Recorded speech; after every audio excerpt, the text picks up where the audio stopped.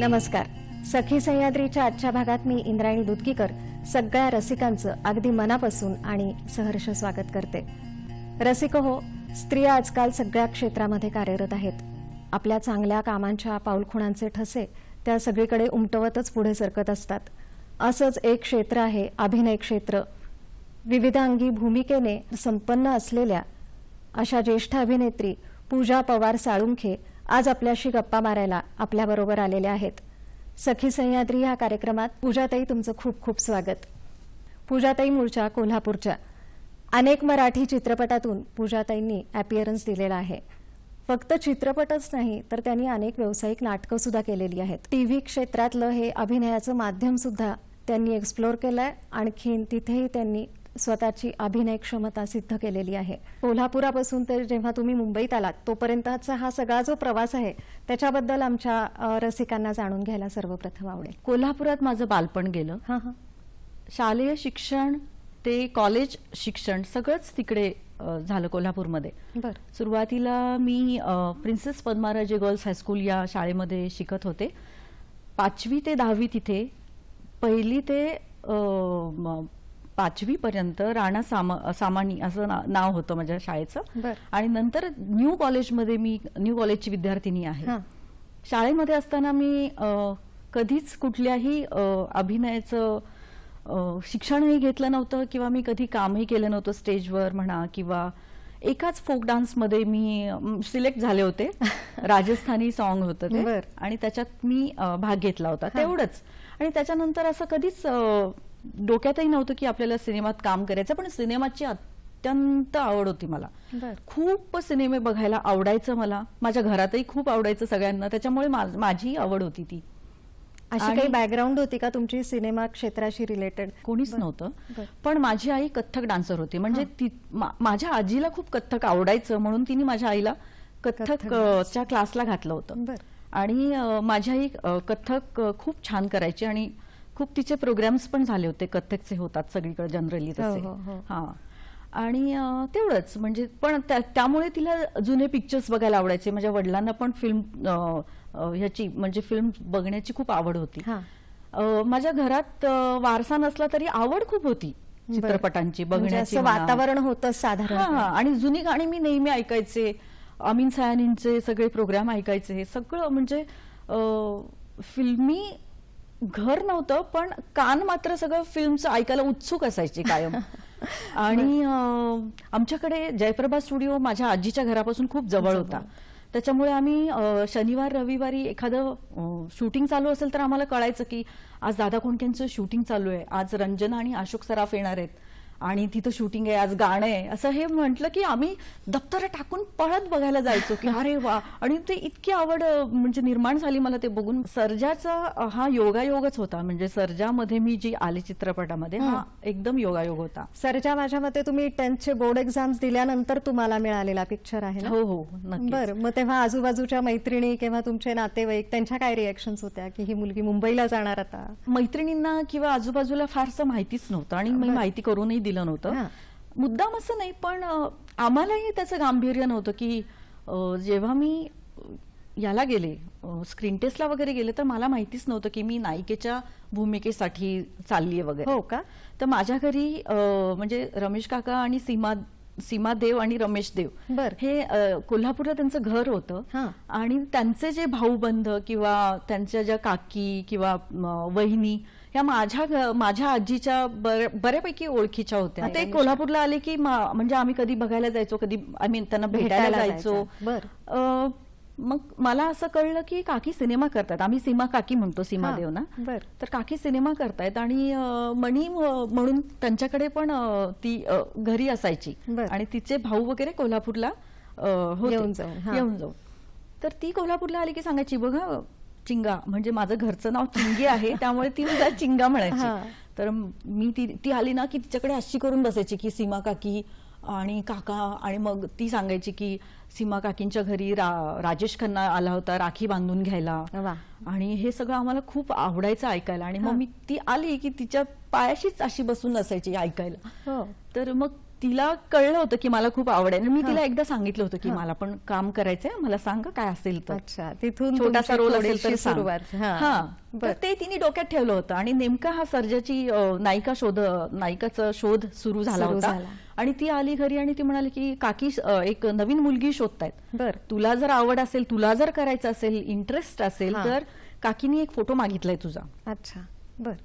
आणि तेव्हा काय असं पटापट आपण आता फोटो सेल्फी काढतो काढायला असे जात फोटो नाही. काहीच हो, नव्हते हो, माझ्याकडे. हो.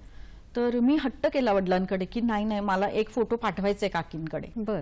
तर वडील आधी त्यांना गांभीर्य नव्हतं की कशाला एवढी फोटो म्हणते, स्केप्टिकल होते थोडेसे, हो म्हणायचं नाही म्हणायचं. हो, पण ते म्हणाले की ठीक आहे एक फोटो लहान, त्यांना असं वाटलं की लहानपणीचा, हिरोईनच्या लहानपणीचा फोटो म्हणजे रोल वगैरे असेल तर असं दोन्ही खांद्यावरनं पदर घेऊन फोटो काढला आणि तो फोटो पाठवला. मग तिकडून असा मेसेज आला मला की नाही असे फोटो नको आहेत आम्हाला छोटी मुलगी हवी, ही तर मोठी दिसते. कारण मी असे दोन्ही खांद्यावरती अंबाडा घातलेला असा फोटो काढून पाठवला. त्यांना जे हवं होतं ते तसं नाही. मग त्या म्हणाले की माझं एक नाटक आहे कोल्हापूरमध्ये आणि तिला भेटायला येऊ दे मला. तेव्हा त्या स्टेज पण करायच्या ना. अच्छा. गहिरे रंग नावाचं नाटक त्या करायच्या. तर आणि लाल बंगली वगैरे असे बरेचसे त्यांची नाटकं असायची. ते नाटक बघायला गेले आणि नेहमीप्रमाणे थोडासा उशीर झाला होता, त्यामुळे अंधारात असं चाचपडत पहिलीच लाईनीला आम्हाला तिकीट बसायला दिलं होतं म्हणून जाऊन बसलो. आणि मी नाटक पहिल्यांदाच म्हणजे अगदी काय म्हणतात ते की लक्ष देऊन बघणे जे असतं ना, ते पहिल्यांदाच अशी करून बघत होते. आणि काकीनी मला ते मार्क केलं होतं. अच्छा. की हिचा इंटरेस्ट दिसतोय वाटतंय असं. आणि मग बघण्यामधून किती ग्रास्पिंग होतं ते पण त्या नोट करत होत्या तेव्हा. आणि मग आम्ही आत भेटायला गेलो, मध्यांतर असतं तेव्हा. तर त्या म्हणाल्या की हे बघ तुझे फोटो खूप चांगले आलेत, पण आम्हाला लहान मुलगी म्हणजे आमची नायिका आणि तिचं म्हणजे वर्णन वेगळं आहे. तर तुला जर खरंच काम करायचं असेल तर तुला मुंबईला यावं लागेल आणि तिथं स्क्रीन टेस्ट द्यावी लागेल. बर. तर मी तिथं लगेच हो म्हणून टाकलं, हो येते आणि देते. आणि मग घरी गेल्यानंतर बाबा म्हणजे माझे पप्पा म्हणायला लागले की अगं तू काय बोलते, तू कशी काय जाणार तिकडे. मी म्हटलं तुमच्या बरोबर, तुम्ही घेऊन जायचं मला. पप्पांनाही फार काही म्हणजे काकींशी आमचं बोलणंच झालं होतं आणि काकींच्या शब्दापुढे आम्ही जातच नव्हतो कधी. मुंबईला गेल्यानंतर आमचं मुंबईत कोणीच नव्हतं तेव्हा मी असं वाटायला लागलं की आपण राहायचं कुठे आणि कशी स्क्रीन टेस्ट असते, हे सगळे इतके 100 प्रश्न डोक्यात होते. काकी म्हणाले की नाही काळजी नका करू, आज मी तुमची राहायची व्यवस्था केली. आणि मी काकींच्या घरीच राहिले. आणि मग मी राहिले त्या दिवशी. दुसऱ्या दिवशी उठून आम्हाला म्हणजे सांगितलं की 9 वाजता तुला स्क्रीन टेस्ट साठी तयार राहायचं, म्हणजे त्याच्यासाठी तुला लवकर उठावं लागेल. काकांबरोबरच गेले मी आणि तिथं ऑलरेडी राजदत्तची स्क्रीन टेस्ट घेत होते. म्हणजे तिथं चाललेली होती स्क्रीन टेस्ट. बऱ्याच मुली आल्या होत्या आणि मला असं वाटलं की मला काहीच येणार नाही, ह्या सगळ्या मुली मुंबईच्या आहेत, सगळ्या तयार आहेत, एकसे एक दिसायला होत्या, सुंदर सुंदर खूप मुली, सुंदर छान मुली आल्या होत्या सगळ्या. स्क्रीन टेस्ट झाली. तो एरिया तो कदाचित तू शोले सिनेमा बघितला असेल, त्याच्यामध्ये चल धन्नो म्हणून ती टांगा आणि मग त्यातले सगळे विलन उड्या मारतात झाडांवरनं आणि त्या ओढ्यांमध्ये ते आंब्याची झाडं, आमराई वगैरे. तिथं मी गेले आणि मला ते आठवलं की अरे ह्या सिनेमातलं हे इथं आहे वगैरे, ह्याच्यातच बघत होते मी. मला म्हटलं की तुझा टर्न आलाय आता, ह्या 2 मुली झाल्यानंतर तू आहेस. मी घाबरले की अरे बापरे, आतापर्यंत सगळं ओके होतं पण आता प्रत्यक्ष मला स्क्रीन टेस्ट द्यायची होती, पण करायचं काय. मला तर डायलॉग एक पण नाही माहिती, कुणी काही दिलं पण नाही, काही सांगितलं पण नाही. मी म्हटलं मला डायलॉगच नाही मिळाले. पण तर म्हणे थांब सांगतो, थांब तू शांत बस जरा, आधी ते मला घेऊ दे असं काका म्हणाले. मग माझा टर्न आला. मला सांगितलं की विदाउट डायलॉग स्क्रीन टेस्ट म्हणजे हे नाही. हो, म्हणजे हे माझ्यासाठी असंच होतं की त्यांना स्क्रीन टेस्ट म्हणजे डायलॉग पेक्षा धाडशी मुलगी त्यांना हवी होती जास्ती करून. खूप जिद्दी. हो, सर्जामधला तुमचा रोल पण तसा आहे की धाडस तुम्हाला धाडस असणारी मुलगी हवी होती आणि त्याचीच ती स्क्रीन टेस्ट होती. मला नंतर कळलं. मग मला सांगितलं तुला चिंगाळ्या, तुला या झाडावर चढता येईल का. म्हटलं हो येईल ना, बघू प्रयत्न कर म्हणायच्या आधी मी झाडावर आणि मग म्हटले की हात सोडून चालता येईल का तुला असं. ते झाड हा ओढा आणि ह्याच्यावरती अशी ती झाडी होती आणि एक फांदी अशी आली होती. अच्छा, टॅपरिंग एंड होता त्या फांदीचा. त्या फांदीवरती, त्या झाडावरती चढून मग त्या फांदीवरनं चालत यायचं होतं. अरे बापरे, रिस्की पण होतं, पाण्यात पडण्याची शक्यता. हो होती ना.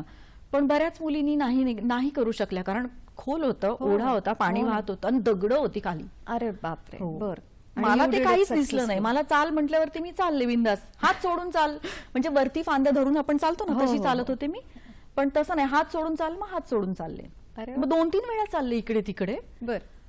मग ते इतके खुश झाले, रमेश काका पण, दत्ता काका पण, सगळेच. आणि मग बरं ठीक आहे उतर, आता झाली स्क्रीन टेस्ट. सखी सह्याद्री या कार्यक्रमात आपण बोलत आहोत पूजा पवार साळुंखे यांच्याशी. ह्या गप्पा आपण असाच चालू ठेवणार आहोत आणि आता घेऊया एक छोटीशी विश्रांती. विश्रांतीनंतर पुन्हा एकदा सगळ्यांचं सखी सह्याद्री या कार्यक्रमात स्वागत. विश्रांतीपूर्वी आपण बोलत होतो अभिनेत्री पूजा पवार साळुंखे यांच्याशी. त्यांच्या सर्जा चित्रपटातल्या निवडीबद्दल आपण बोलत होतो. तर पूजाताई, जेव्हा तुमची निवड झाली या चित्रपटासाठी, तर तेव्हा तुमच्या घरच्यांच्या आणि नातेवाईकांच्या प्रतिक्रिया कशा होत्या? मला बोलवणं आलं होतं, म्हणजे मला जेव्हा कळलं की नायिकेसाठी माझी निवड झाली आहे, तेव्हा घरामध्ये माझे वडील स्वतः म्हणत होते की नाही चित्रपटात काम करायला, म्हणजे नायिकेसाठी. मला वाटलं छोट्या मुलीचा रोल असेल असं ते बोलले. तर म्हटलं नाही नायिकेसाठी आहे आणि मला करायचंय, काही तुम्ही कुणी काय म्हणायचं नाही, मला करायचंय म्हणजे करायचंय वगैरे वगैरे सुरू झालं. आई माझी ओके होती, कारण आईला पण छान वाटलं की अरे वा, काकींच्याकडे पहिलंच नायिकेचा रोल मिळतोय आणि काही हरकत नाही असं तिचं म्हणणं होतं. पण आई बाबांचं सुरू होतं की नाही हो. पण माझ्या मामानी याच्यामध्ये पुढाकार घेतला आणि मामा म्हणला की नाही करू दे तिला काम. बर. आपण आहोतच ना, काय असं काही दुसरं काही प्रॉब्लेम आला तर आपण आहोतच. आणि सीमा देव, रमेश देव यांच्या चित्रपटात काम केलं तर केवढी मोठी गोष्ट आहे खरंच. त्यामुळे माझा मामा जो आहे त्यांनी मला ह्या चित्रपटामध्ये येण्यासाठी खूप मदत केली. ऑडिशन मध्ये निवड झाली, तुम्ही आता स्टार निवड नाही झाली. मग मी ऑडिशन दिल्यानंतर घरी गेलो आम्ही आणि सगळ्या मुलींचे ते ऑडिशन्स बघून मला वाटलं की माझं काही होणार नाही तिथे आता. तर मी काकींना फक्त म्हटलं की काकी सिलेक्शनचं काय हो, कधी कधी कळणार हे?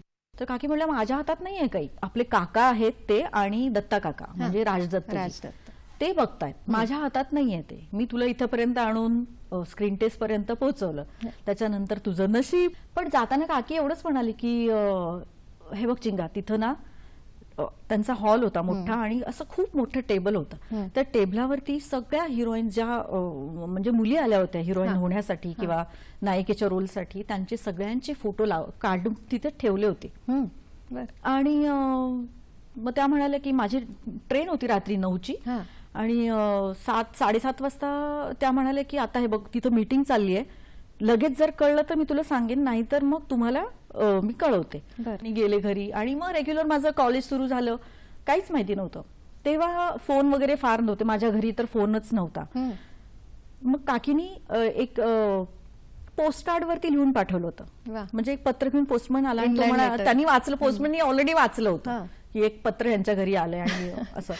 तर तो म्हणाला आधी पेढे द्या असं त्यांनी केलं. तर का बाबा काय नाही, अहो वाचा म्हणून त्यांनी दिलं आणि माझ्याच हातात मध्ये होतं ते लेटर. आणि मग मी ते लेटर वाचलं आणि मी पळत सुटले सगळीकडे, इतकी पळत सुटले ना की बस.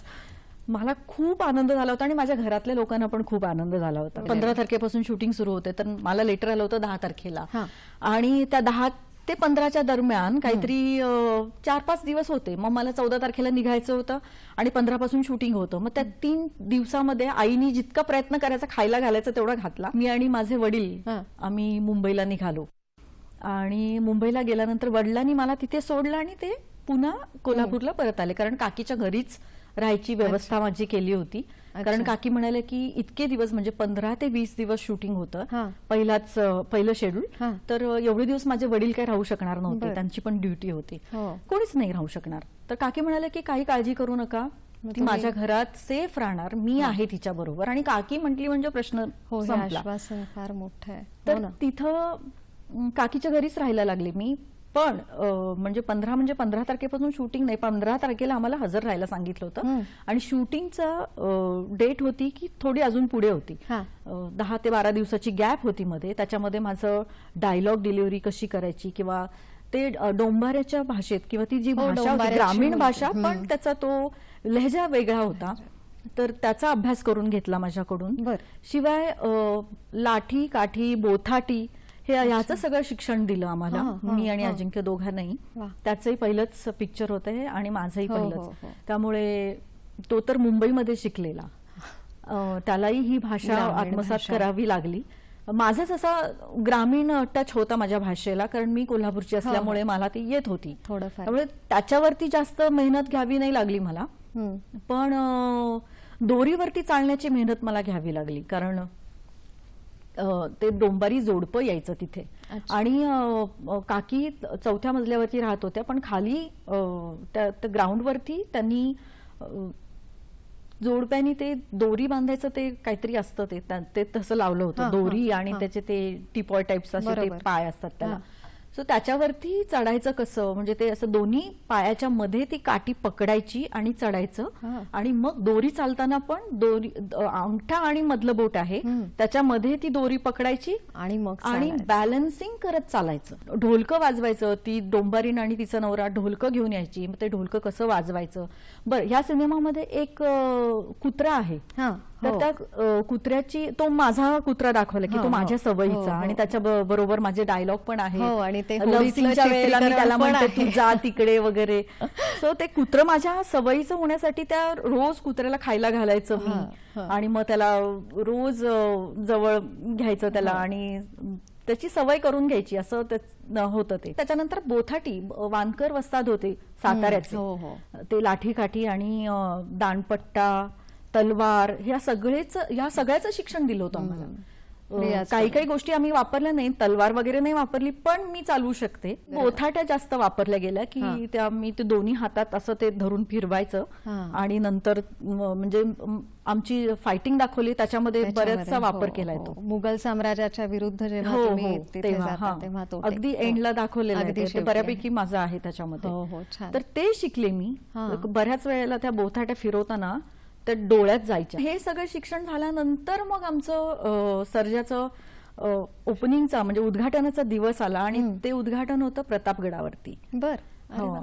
आणि सुशील कुमार शिंदे त्यांच्या हस्ते उद्घाटन होतं. एक गंमत सांगते, त्या दरम्यान मी राजगडावरती प्रतापगडावरती गेल्यानंतर जेव्हा उद्घाटनाच्या ठिकाणी जात होते, तेव्हा माझा तो पेहरावा जो होता की नऊवारी साडी आणि केस विस्कटलेले आणि गोंदणं, फक्त डोंबारणीचा तो हे होता वेश, आणि मी तशीच गेले. तर एका पोलिसांनी मला अडवलं, तर म्हणे खूप गर्दी झाली होती, सुशील कुमारजी आले होते ना, आणि रमेश देव, सीमाताई, मोठे मोठे अभिनेते अभिनेत्री सगळे होते तिथे.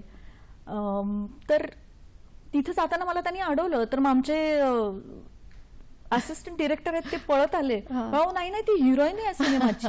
मग तो एकदम असा हे झाला की सॉरी मॅडम, मला माहिती नव्हतं. हो, कारण पूर्ण सिनेमामध्ये तुमच्यावर अजिबात मेकअप नाहीये, काजळ सुद्धा तुम्ही घातलेलं नाहीये, अगदी आहे तसं तुम्हाला ह्याच्यावरती कॅमेऱ्यासमोर यावं लागलंय. तर इतकी मोठी स्टारकास्ट आहे त्या सिनेमाची. कुलदीप पवार आहेत, निळू फुले आहेत, सीमा देव आहेत, रमेश देव, अजिंक्य देव, तुम्ही. तर हे सगळं होत असताना तुम्हाला दडपण नाही आलं का तो सिनेमा करताना, म्हणजे कारण एवढी मोठी नावाजलेली स्टारकास्ट असताना? धाडस करणे हा म्हणजे मूळ स्वभाव आहे माझा, त्याच्यामुळे दडपण असं नाही आलं. पण सुरुवातीला म्हणजे निळूभाऊंच्या बरोबर एक मी सीन करत होते, तेव्हा मला हसूच येत होतं त्यांचं. कारण त्यांचे मी जे सिनेमे बघितले होते की बाई असे मिशी विशी असे पिळणार, आणि हळदी कुंकू नावाचा त्यांचा एक सिनेमा बघितला होता, बरेचसे चित्रपट, सामना बघितला होता. तर त्यामध्ये तो माणूस वेगळा आणि इथला रोल त्यांचा तसा वेगळा होता. म्हणजे ते मुघल स्टाईलचे ते कपडे घातले होते, अंगरखा आणि सलवार असते ती, आणि ते असं कमरेला बांधलं होतं. तर त्यांना बघूनच मला इतकं हसू येत होतं, आणि 2 वेळा रिटेक झाला तो. मग दत्त काका मला ओरडले, चिंगे आता गप्प बसायचा, हसायचा नाही. हसायला काय झालं तुला म्हणून. मग मी कसा बसा तो सीन पूर्ण केला, म्हणून छान झाला तो, पूर्ण चांगला झाला होता. ह्या चित्रपटासाठी नाधो महानोरांनी गाणी लिहिली, लता मंगेशकरांनी खुद्द पार्श्वगायन केलं, आणि हृदयनाथांनी संगीत दिलं या चित्रपटाला. तर लता मंगेशकर तुमच्यासाठी पार्श्वगायन करणार आहेत हे तुम्हाला कळल्यानंतर काय, म्हणजे तुम्हाला कसा आनंद झाला, काय वाटलं? खूप भारी वाटलं. म्हणजे मला माहिती नव्हतं की मला या चित्रपटामध्ये माझ्या तोंडून अशी 2 गाणी आहेत जी लता दिदींनी गायलेली आहेत, आणि ती मला गायची आहेत, हे मला अजिबात माहिती नव्हतं. फक्त माझ्या डोक्यात एकच होतं की मला पडद्यावर बघायचंय की मी कशी दिसते आणि मी काम कशी करते, एवढंच डोक्यात होतं. पण जेव्हा हळूहळू एक एक असे एक फेदर ऍड होत गेले ना, असे की आता गाणी हो आहेत. ना. मग एकदा म्हणजे शूटिंगच्या दरम्यान मी आधीच थोडं सांगते की साडी नेसायची होती, तर तिथं आमच्याकडे कोणी मेकअपमन येऊन सारखा आरसा नव्हतं दाखवत कोणी. नव्हता. हां. आणि साडी नेसवायला कोणी माझ्याकडे तिथं कॉस्ट्युमवाला कोणी नव्हतं कोणीच. किंवा साडी नेसवणारी मुलगी बरं. नव्हती. सीमा काकीनीच मला घरी अरे सांगितलं, बापरे. दाखवलं होतं हां. की कशी नेसायची साडी. समजा मी सेटवर नसले, हां. त्या निर्मात्या होत्या, हो. तर मी नसले, कुठल्या कामाला गेले किंवा तुझा एकटीचा शॉट लागलाय हां. आणि तुला पटकन साडी बदलायची, तर तुला आलं पाहिजे म्हणून त्यांनी मला शिक्षण, म्हणजे तेही एक शिक्षण ऍड झालं होतं त्याच्यात, साडी नेसण्याचं. साडी घालणं. हो. आणि मी ती इतकी 2 मिनिटात नेसायची. एक तर मी वा. बारीक होते आणि ती 6 वारी साडी माझ्यासाठी 9 वारी म्हणूनच ती असायची आणि ती अर्धी होती, हो. त्याच्यामुळे ती पटपट नेसून मी तयार व्हायचे. तर मग जसं शूटिंग सुरू झालं तसं हां. एक एक मला कळत गेलं की हे असं बोलायचं नाही. कॅमेरा टेक्निक काय असतं, म्हणजे इकडे म्हणजे खूप कॅमेरा टेक्निक तेव्हा शिकावंच लागलं मला, कारण मला माहिती नवीनच होतं सगळं हे क्षेत्र. इथे बघितलं की मग ते इथे असं दिसणार, तू इकडे जास्त बघू नको. खूप गोष्टी होत्या त्या शिकण्यासारख्या आणि त्या मला शिकवल्या गेल्या तिथे. खूप छान. म्हणजे आमचे कॅमेरामन पण सांगायचे, त्यांचे असिस्टंट सांगायचे, दत्ता काका सांगायचे. दत्ता काकांनी खूप छान माझ्याकडनं काम करून घेतले, माझ्या डोळ्यांचा खूप चांगला वापर करून घेतला. वा. सर्जाच्या दरम्यान मी खूप काही शिकले, एवढं शिकले की ती शिदोरी सारखं आहे, ते मी अजूनही ती शिदोरी म्हणून वापरते. आणि खरंच. खूप काही गोष्टी एकदा फिट झालेल्या आहेत डोक्यामध्ये की त्या असं नाही, ते असंच करायचं. मग ते राणीमान असू दे, डाऊन टू अर्थ म्हणजे काय, बिना साखरेचा चहा पिणं म्हणजे काय, हे मी सर्जापासूनच शिकले होते. इतका कडू लागायचा तो चहा, पण मी तो हळूहळू प्यायला लागले. खूप मला सवय नाही झाली, पण मला माहिती झाली चव, वा. चहाची चव काय असते ती माहिती झाली. पण मी ठरवलं की नाही, पुढे जाऊन आपल्याला असाच चहा प्यायचा आहे की बिना साखरेचा. मग मी ते विचारायची कुतूहलाने की का प्यायचा असतो, मग ते डायबिटीस आणि हे मला एक्सप्लेनेशन सांगायचे, पण तेव्हा एवढं कळत नव्हतं आणि गांभीर्य पण नव्हतं. आता जितकं आहे तितकं तेव्हा नव्हतं. तुम्ही कुठल्या इन्स्टिट्यूटमध्ये जाऊन शिक्षण घेतलंय असं काही माझ्या कानावर आलं नाही. FTI, NSD सारख्या किंवा अनेक ग्रूमिंग इन्स्टिट्यूट्स आहेत आता मुंबईमध्ये की ज्या अभिनय करायला शिकवतात. तुमचं ह्याच्याबद्दल काय मत आहे की तिथून शिकून बाहेर पडल्यानंतर एंट्री फास्ट होते या क्षेत्रामध्ये, का अंगीभूत गुण असणं हे खूप गरजेचं आहे? गुण असणं फार गरजेचं आहे. म्हणजे शिक्षण तर कुठं वायाच जात नाही, ते घेतलं तर फारच छान, म्हणजे दुधात साखर. की तुम्हाला आत्मविश्वास जास्त येतो जर तुम्ही शिक्षण घेतलं, म्हणजे क्लासमध्ये किंवा ऍक्टिंग क्लासेस जॉईन केले किंवा एखादी इन्स्टिट्यूट जॉईन केली, तर तुम्हाला बाकी सगळ्याची पण कल्पना येते, कारण तिथं फिल्म मेकिंग पासून सगळंच शिकवतात. सगळं तुम्हाला टेक्निकल टेक्निकल सगळं कळतं, त्यामुळे तुम्ही स्मार्टली मूव्ह करता.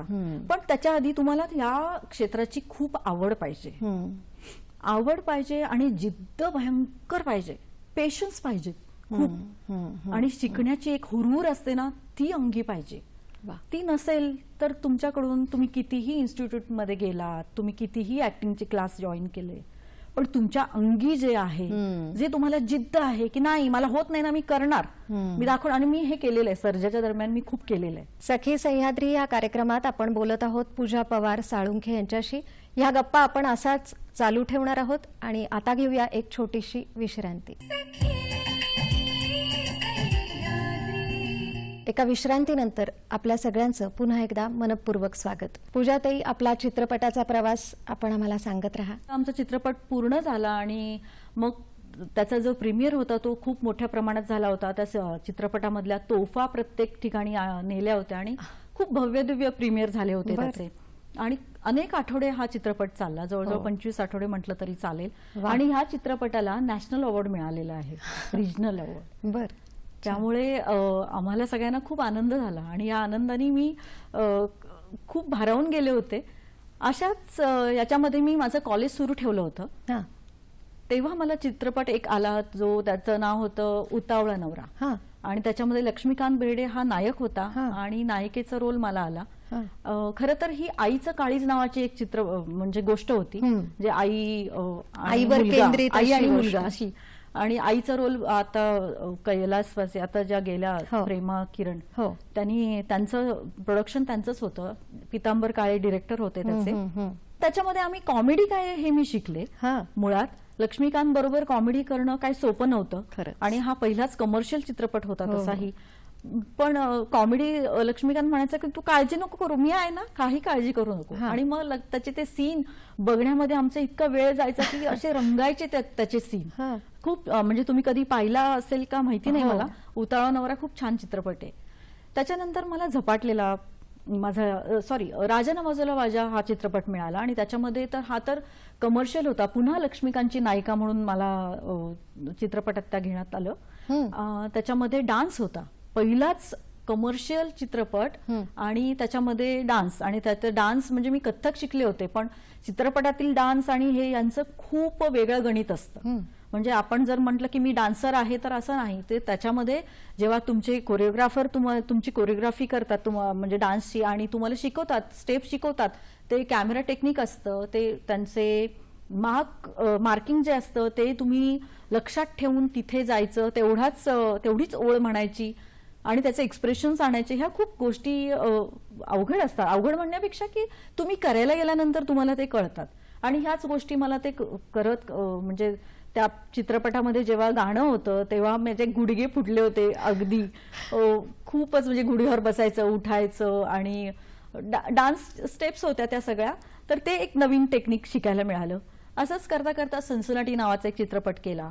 त्याच्यानंतर एक लुटालूट नावाचा एक चित्रपट केला. आणि मग मला ना माझं कंटिन्यू कॉलेज सुरू झालं. तर कॉलेजमध्ये मला असं वाटायला लागलं की नाही मला आता ह्याच्यातच करिअर करायचंय.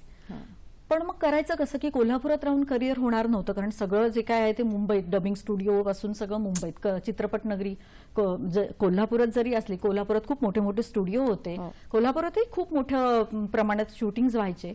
पण मुंबईमध्ये टेक्निकली जरा साऊंड होती चित्रपटसृष्टी तेव्हा. तर मग मी मला उद्घाटनाला एके ठिकाणी बोलवलं होतं. तर तिथं मला सचिन पिळगावकरांची माझी ओळख झाली आणि माझा मामा तिथं आला होता माझ्या बरोबर त्या उद्घाटनाच्या तिथे. तर तिथं त्यांनी विचारलं की हिला आता याच्यातच करिअर करायचंय तर काय करावं लागेल. तर सचिनजी म्हणाले की नाही हिला जर चित्रपटात काम करायचं असेल, नाटकात काम करायचं असेल, कमर्शियल नाटकात काम करायचं असेल तर तिला मुंबईलाच यावं लागेल. आणि मग मी पक्क ठरवलं आणि मुंबईत जायचं माझं फिक्स झालं. मुंबईत आल्यानंतर माझ्या वडिलांना जब्बार पटेलांचे पिक्चर खूप आवडायचे आणि मलाही खूप आवडायचे. माझी आवडती अभिनेत्री स्मिता पाटीलच होती, अजूनही आहे आणि कायम राहणार. तर स्मिता पाटीलचे चित्रपट म्हणजे मी चक्र हा मला खूप आवडलेला चित्रपट होता.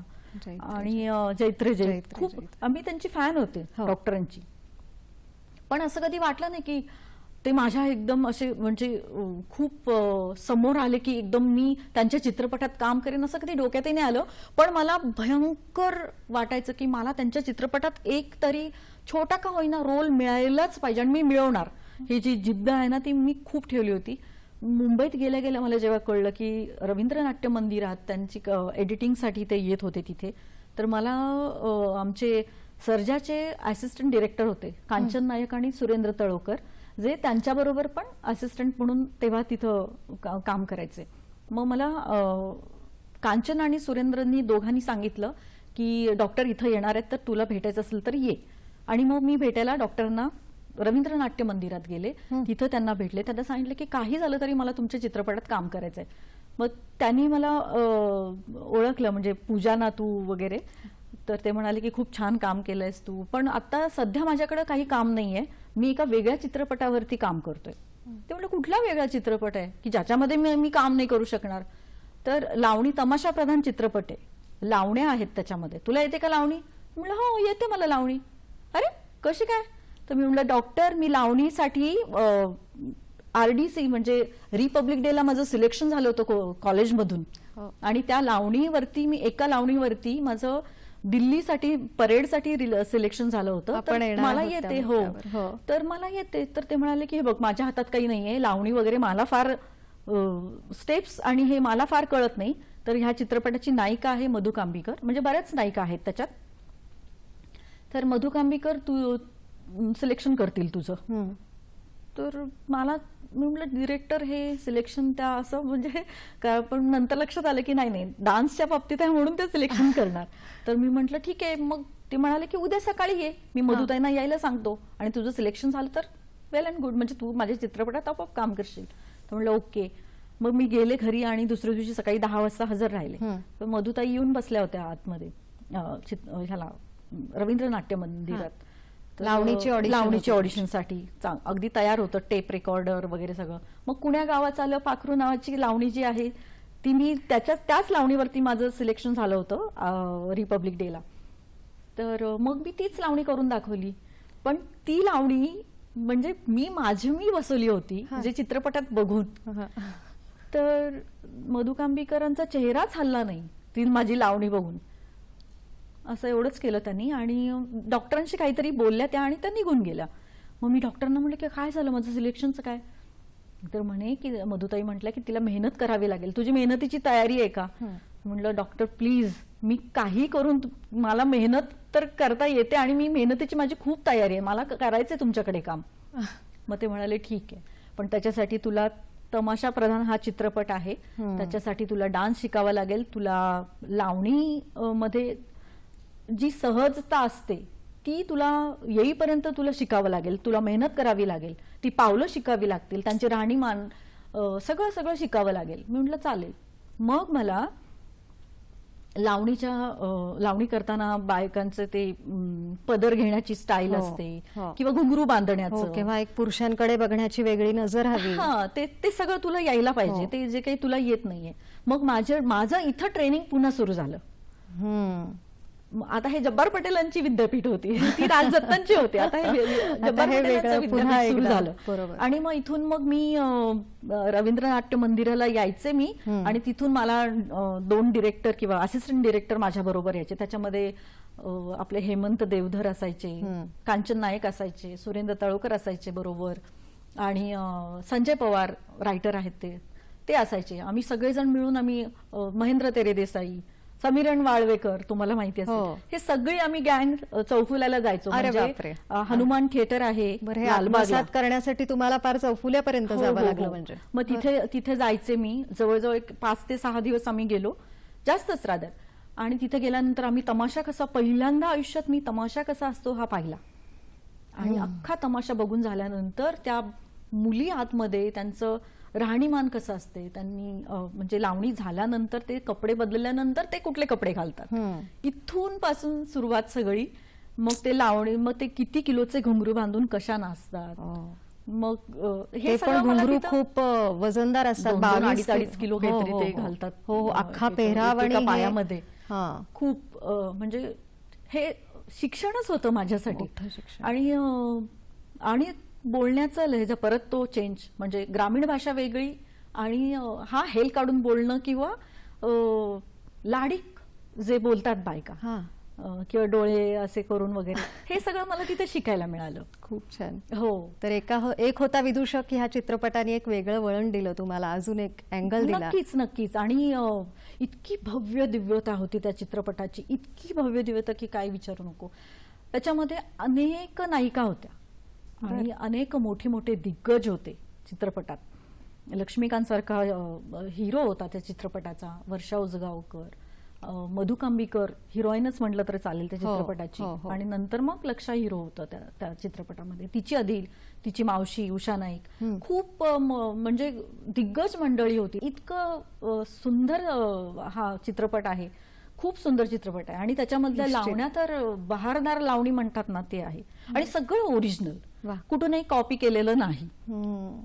त्याची खासियत, ही खासियत आहे. आणि डॉक्टरांचं डायरेक्शन त्याचं म्हणजे फार अफलातून चित्रपट होता हा. तर याच्यामध्ये निळूभाऊंचं खूप छान काम आहे. निळूभाऊ पुन्हा माझ्या बरोबर पुन्हा या चित्रपटात, निळूभाऊंबरोबर मी 3 चित्रपट केले. आणि हा पुलंनी लिहिला होता ना चित्रपट, एक होता विदूषक. हो, कथा त्यांचीच होती. तर तुमची आणि पुलंची गाठभेट झाली का? भाई यायचे ना. हो का? हो.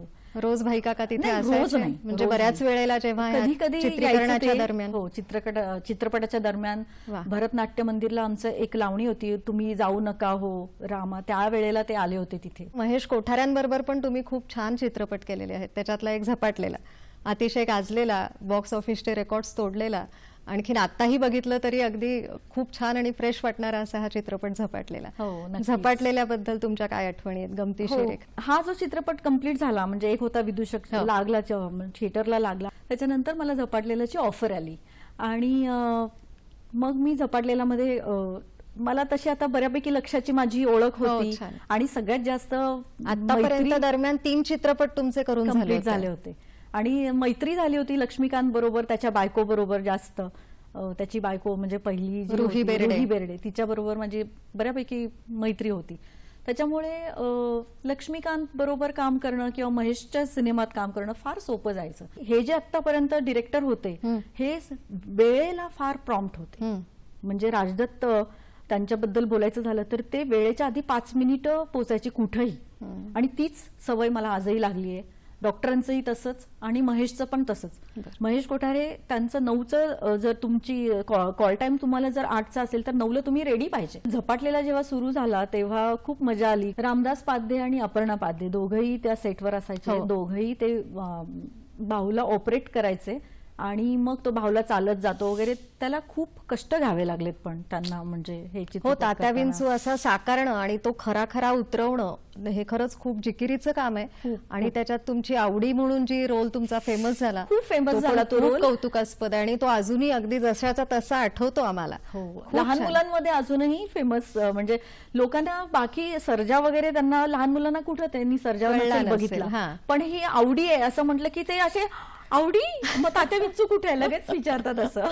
आणि मला खूप आनंद होतो की काही का असेना पण लहान मुलांमध्ये सुद्धा आपण आवडतो. सखी सह्याद्री या कार्यक्रमात आता एक विश्रांती घेऊया आणि परत लवकरच भेटूया पूजा पवार साळुंखे यांच्याशी गप्पा मारायला.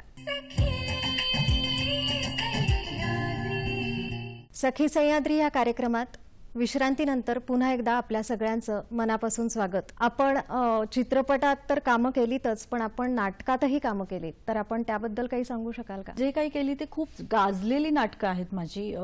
एक षडयंत्र नावाचं नाटक ज्याच्यामध्ये गिरीश ओक, सविता प्रभूणे, बरीच मोठी स्टारकास्ट होती आणि खूप हाऊसफुल शोज झाले होते त्याचे. महाराष्ट्रभर दौरे वगैरे केले? हो, दौरे खूप केले. प्रकाश बुद्धिसागर हा डिरेक्टर होता त्याचा. आणि पुन्हा म्हणजे शिकणं हे आलंच, कारण मी कधीच रंगभूमीवरती काम केलं नव्हतं. तर त्याच्यामध्ये मी थोडं शिकले होते, कारण रोल माझा छोटासा होता, फार काही करायचं नव्हतं. अगदी 2-3 एंट्र्या होत्या फक्त त्याच्यात. अच्छा. पण मग माझं दुसरं नाटक जे आहे ते विक्रम गोखलेंनी डिरेक्ट केलं होतं आणि स्वतः ते सुद्धा काम करत होते. पण त्या दरम्यान त्यांनी मला इतकं काही शिकवलं रंगभूमीबद्दल की बस. म्हणजे रंगभूमीचा वावर, त्याच्यामध्ये चालायचं कसं, बोलायचं कसं, वळायचं कसं, बघायचं कसं, नजर कुठे, म्हणजे इतकं काही शिकवलं. भाषेवरती काम करायला शिकवलं. स्टेज वरची भाषा वेगळी. आपण कितीही चित्रपटात काम करत असलो, कितीही नाटकात काम करत असलो, तर प्रत्येक वेळेला एक नवीन रोल असतो, नवीन काम असतं आणि त्याचा डिरेक्टर वेगळा नवीन असतो. तर त्याच्याकडूनही आपल्याला खूप शिकायला मिळतं. म्हणजे हे चित्रपट तर केलेच मी, आणि त्याच्यानंतर मी चिकट नवरा केला. रंगप्रेमाचे, विक्रम गोखलेंच्या मुलीचा रोल होता तो. रंगप्रेमाचे नावाचा एक सिनेमा होता. विश्वविनायक होता. म्हणजे अनेक चित्रपट केले. आणि त्याच्यानंतर हे जी नाटकं आहेत, ही छुपे रुस्तम आणि अजून एक कोंडमारा नावाचं नाटक होतं, ते पण बऱ्यापैकी प्रयोग झाले त्याचे. तर हे 3 प्रयोग केल्यानंतर मी पुन्हा सिनेमातच बिझी झाले. आणि हे जे माझे चित्रपट आहेत की झपाटलेला, माझा छकुला, सर्जा, एक होता विदूषक, हे म्हणजे माइलस्टोन सारखे आहेत. म्हणजे बऱ्यापैकी लोकांना माहिती आहेत आणि सगळ्यांना म्हणजे गाण्यांबद्दल, चित्रपटांबद्दल उत्सुकता भयंकर असते आणि प्रत्येक जण मला या चित्रपटांबद्दल विचारत राहतो. तर हे माझे सिल्वर जुबिली झालेले चित्रपट आहेत. चिकट नवरा सुद्धा खूप चाललेला, धो चाललेला चित्रपट होता. मला हे सांगा ना की नाटकातला अभिनय आणि चित्रपटातला अभिनय, हे जे चॅलेंज तुम्ही सरपास केलं ते कुठल्या पद्धतीने केलं? नाही, मी शिकत गेले आणि मला जसं सांगतील तसं मी तसं करत गेले आणि मला ते येत गेलं, आत्मसात करत गेलात. हो, कारण शिकण्याची तुमची जिद्द असेल की येतातच सगळ्या गोष्टी. जिद्द असली की परिश्रमाला फळ हे मिळतं. परिश्रम लागतातच. कुठल्याही गोष्टीत परिश्रम शिवाय तुम्हाला यश नाही. तुम्ही एनसीसी कॅडेट होतात आणि तुमचं सिलेक्शन दिल्लीपर्यंत झालं होतं. तुम्ही राजभवन मध्ये सुद्धा जाऊन आलेला. 12वी मध्ये असताना माझं म्हणजे 87 तेव्हाच माझं सिलेक्शन झालं होतं आणि मी डायरेक्ट पुण्याचा आणि मुंबईचा कॅम्प केला आणि मी दिल्लीला गेले. दिल्लीमध्ये 1 महिन्याचं आमचं राहण्याचं तिथे नियोजन असतं प्रत्येक कॅडेटचं की 26 जानेवारीला तुमची परेड असते आणि सांस्कृतिक प्रोग्राम असतात. माझी निवड सांस्कृतिक प्रोग्राम साठी झाली होती, लावणीसाठीच झाली होती. नंतर कोणा गावाचं आलं पाखरूची प्रॅक्टिस तिथे झालेली तुम्हाला उपयोगी पडली. हो नक्की. आणि तिथं वेलकम गर्ल म्हणून माझी निवड झाली. सिलेक्शन झाल्यानंतर तिथे जायचं असतं आणि परेडसाठी आपण तिथं प्रॅक्टिस करायची असते 1 महिना. तर मग तिथं मी वेलकम गर्ल म्हणून होते. नंतर आम्हाला हे सगळं 26 जानेवारी नंतरचे प्रोग्राम पण त्यांचे खूप मोठे असतात. प्रत्येक विधान भवन मध्ये तुम्हाला घेऊन जातात, मुख्यमंत्र्यांच्या बंगल्यावरती तुम्हाला घेऊन जातात. तिथे तुमचा सांस्कृतिक कार्यक्रम तुम्हाला करून दाखवायचा असतो की तुम्ही तिथे दिल्लीमध्ये काय केलंय. तर असा वेगळा अद्भुत अनुभव आहे. हो खूपच. मी प्रत्येक मुलांना सांगते जेव्हा मी कुठल्या कार्यक्रमात जाते किंवा मला बक्षीस समारंभाला एक सेलिब्रिटी गेस्ट म्हणून बोलवतात, तर तेव्हा सगळ्यात पहिला माझा प्रश्न असतो की तुमच्या स्कूलमध्ये जेव्हा बोलवतात किंवा कॉलेजमध्ये बोलवतात तेव्हा मी तिथे विचारते की एनसीसी आहे का तुमच्याकडे, नसली तर तुम्ही चालू करा आणि मुलांना पहिले एनसीसी मध्ये पाठवा. एनसीसी मध्ये जे कष्ट असतात ना तिथं तुम्ही कुठल्या तुमच्या करिअरमध्ये मागे नाही पडत तुम्ही. म्हणजे ते अनुशासन जे शिकवतात एनसीसी मध्ये किंवा ती जी डिसिप्लिन आहे आणि ती गतिमान राहून तुम्ही कुठेतरी तुमच्या गोलपर्यंत पोहोचण्याची जी क्षमता आणि तुमच्या जाणीवा ज्या विस्तारतात हे एनसीसी मधून आपण शिकतो असं तुम्हाला म्हणायचं. अगदी. आणि माझं नेमकं तेच झालं. त्याच्यामुळे शिकण्याची जिद्द ही कायम आहे, अजूनही आहे. अजूनही नवीन डिरेक्टर येतात. जेव्हा मी आता काम करते तर प्रत्येक वेळेला नवीन डिरेक्टर्स असतात. तर मी असं म्हणत नाही की मला हे येतं आणि मी हे करते. मी असं विचारते की बाबा तुला काय अपेक्षित आहे, तुझं कसं म्हणणं आहे की मी कुठलं काय म्हणजे कसं तुला अपेक्षित आहे, तुझ्या म्हणण्याप्रमाणे बरोबर आहे. आणि ते नेमकं ते म्हणजे त्यांना जे पाहिजे ते केले की ते मग त्यांनाही ते आवडतं ते. आणि नेमकं त्या भूमिकेशी साजेसं तसं केलं की ते अचूक होऊन जातं. पूजाताई, तुम्ही दूरदर्शनच्या मालिकेमध्ये आणि आकाशवाणीमध्ये सुद्धा काही कामं केली आहेत, तर त्याबद्दल काही सांगा ना. नक्कीच. दूरदर्शनवरती श्रुतिका एक केली होती मी, समांतर नावाची. आणि त्याच्यामध्ये बाळ कर्वे, सुहास जोशी, सचिन खेडेकर आणि मी अशी आमची पेअर होती. आणि डिरेक्ट चंद्रकांत कुलकर्णींनी केली होती. तर 2 भागांची श्रुतिका होती ती. तर ती दूरदर्शनसाठी केली होती मी. तुम्ही मूळ बोलणाऱ्या मराठी कोल्हापूरच्या, तुम्ही मुंबईमध्ये सुद्धा सगळ्या मराठी चित्रपटात काम केलं, मराठी नाटकं केली, मराठी श्रुतिका केल्या, आता हिंदी तुम्हाला परफॉर्म करायचं. हो. आणि मी नेहमी हिंदी म्हणजे माझं एम तसं होतच बऱ्यापैकी की हिंदी चित्रपटात सुद्धा काम करायचं. तर मी मग माझ्यासाठी एक शिक्षक ठेवले होते ज्यांचे मग ते मला हिंदी शिकवायचे वगैरे. उर्दूचे टीचर होते मला शिकवायला. तर त्यामुळे बऱ्यापैकी माझं हिंदी तेव्हा बरं होतं. आता मी पुण्यात फक्त मराठीच बोलते. नाही, मला तुमची सिरियल आठवते, कमांडर नावाची, रमेश भाटकरांबरोबर येत होती, डिटेक्टिव्ह सिरीज होती. बरेच केले. आणि हसवणूक नावाची एक मोठी सिरियल होती, ती एक केली होती. त्याच्यामध्ये मोठ्या मोठ्या आर्टिस्ट होत्या.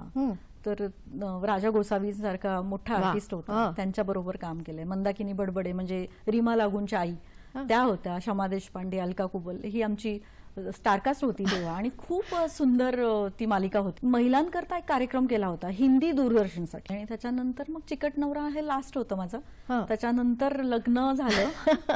मी एका मध्यमवर्गीय कुटुंबातून आले होते आणि आई वडिलांची अपेक्षा होती की जसं सगळ्या मुलींचे लग्न होतात तसं तुझंही लग्न झालं पाहिजे, वेळेत झालं पाहिजे. त्याच्यामुळे प्रायोरिटीज आपल्या बदलतात. आई वडिलांच्या साठी आपण काहीतरी नाही, त्यांना वाटतं ना तर मग करायला पाहिजे. म्हणून मग नाही, पण हे प्रसिद्धीच्या शिखरावरती असताना तुम्हाला कुठे थांबायचंय हे तुम्हाला कळत होतं, अवगत होतं? नाही, मला कळत नव्हतं, अवगत नव्हतं. म्हणजे मला कामच करायचं होतं. पण माझी यतीन साळुंखे या व्यक्तीशी जेव्हा ओळख झाली तेव्हा मी सगळं विसरून गेले. मी प्रेमात पडले आणि आम्ही लग्न केलं. आणि त्याच्यानंतर आमचा संसार सुरू झाला. 17 वर्षाची गॅप होती माझी. मला 2 गोंडस मुली झाल्या. आता त्या त्यांच्या स्वतःच्या पायावर उभ्या आहेत. म्हणून मग मी कामासाठी पुन्हा बाहेर पडले. 2013 पासून मी पुन्हा काम सुरू केलं. पण महिलांना सगळ्यांना मला सांगावंसं वाटतं की घरातल्या जबाबदाऱ्या ह्या कंपल्सरी ह्या कराव्याच, कंप्लीट करून आपण आपल्या करिअरला नेमका तो वेळ द्यावाच, असं मी खरंच सांगेन प्रत्येकाला. कारण तुमचं पुढचं आयुष्य जे मुलं मोठी झाल्यानंतरचं जे आयुष्य असतं ना ते आपण आपल्या मनाप्रमाणे घालवावं असं मला वाटतं. आणि नेमकं तेच माझ्या वाट्याला आलं. म्हणजे मी करतीये ते. तुम्हाला जसं पाहिजे आयुष्याकडून तसं उत्तर तुम्हाला मिळत गेलंय प्रत्येक वेळेला. हो. माझ्या घरच्यांची आता मला खूप साथ आहे. माझे मिस्टर, माझ्या मुली, सासू सासरे सगळ्यांची खूप साथ आहे. सखी सह्याद्री या कार्यक्रमात आता एक विश्रांती घेऊया आणि परत लवकरच भेटूया पूजा पवार साळुंखे यांच्याशी गप्पा मारायला. विश्रांतीनंतर पुन्हा एकदा सगळ्यांचं सखी सह्याद्री या कार्यक्रमात स्वागत. विश्रांतीपूर्वी आपण बोलत होतो अभिनेत्री पूजा पवार साळुंखे यांच्याशी. आता बाप माणूस ही मालिका खूपच प्रसिद्ध झाली आणि त्याच्यात जो शेवटी ट्विस्ट आहे तर रवींद्र मंकणींबरोबर आपण त्याच्यामध्ये होतात, तर त्याच्याबद्दल आम्हाला जाणून घ्यायला आवडेल. खूप छान मालिका होती ती. हो, भीमराव मोडे डिरेक्टर आहेत त्याचे होते, म्हणजे त्यांनी डिरेक्ट केलेली आहे ती. आणि मी जसं म्हटलं तसं की प्रत्येक डिरेक्टर हा हुशार असतोच आणि आता तर नवीन टेक्निक आलेला आहे, म्हणजे त्याच्या सकट आपल्याला सगळं खूप शिकायला मिळतं. प्रत्येक वेळेला प्रत्येक डायरेक्टरकडनं आपल्याला शिकायलाच मिळतं.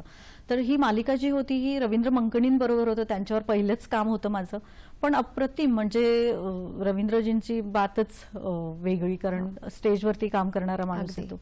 आणि फार सुंदर काम त्यांच्याबरोबर मला अजूनही म्हणजे बरंचसं शिकता आलं. किंवा मोठे मोठे एखादे डायलॉग म्हणा किंवा बऱ्याचशा गोष्टी होत्या, तर त्या एक सलग म्हणणं वगैरे त्या गोष्टी त्यांच्याकडून मी बऱ्यापैकी शिकले. मालिकेमध्ये तुम्हाला सर्वांना माहिती असेल की जसं मालिका लोकांना आवडायला लागते किंवा एखादं कॅरेक्टर आवडायला लागतं, त्याच्याप्रमाणे तो रोल बदलत जातो किंवा लिखाण त्याचं होत जातं की बाबा यांना निगेटिव्ह शेडमध्ये लोकांना आवडतात या, तर ते निगेटिव्ह लिहिलं जातं किंवा अजून जास्त ते वाढवलं जातं.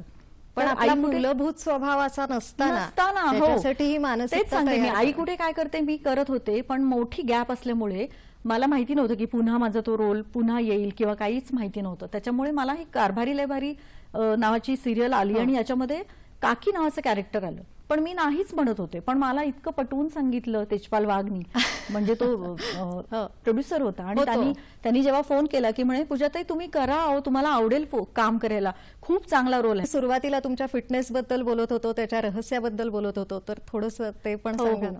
मी तेच म्हटलं की आपल्याला जे आवडेल ते आपण काम करत राहिलं, आपल्या मनाचा नितळपणा किंवा प्रामाणिकपणा जर तुमच्यामध्ये असेल की म्हणजे आपली भावना चांगली असेल एखाद्याला जेव खाऊ घालण्याची, किंवा मी मूर्तीपूजामध्ये जास्त माझा विश्वास नाहीये, पण मला लोकांना खायला घालायला खूप आवडतं.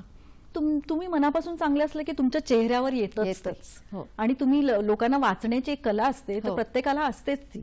त्याच्यामुळे मला असं वाटतं की तुम्ही तुमचा प्रामाणिकपणा जपला ना, की तुमच्या मनापासून एखादी गोष्ट तुम्ही केलीत तर ते तुमच्या चेहऱ्यावर येतं आणि त्याच्यामुळे हा ग्लो असेल कदाचित. पण याचा फिटनेसचा एक राज असा आहे की मी जिमला पण जाते, तळलेलं खायचं नाही, गोड जास्त खायचं नाही, ह्या गोष्टी पाळल्या ना की आपोआप तुम्ही छान दिसता. सामाजिक कार्य सुद्धा केलेलं आहे, त्याबद्दल काही सांगता येईल का? मनापासून आवडतं, म्हणजे कोणी सांगितलं आणि नाही असं नाही, पण माझ्या घरातल्या बायकांचे सुद्धा मी त्यांचे प्रॉब्लेम सोडवण्याचा प्रयत्न करते बऱ्यापैकी. या क्षेत्रामध्ये नवीन पिढीमध्ये जे लोक येऊ पाहतात त्यांच्यासाठी तुम्ही काय संदेश द्या?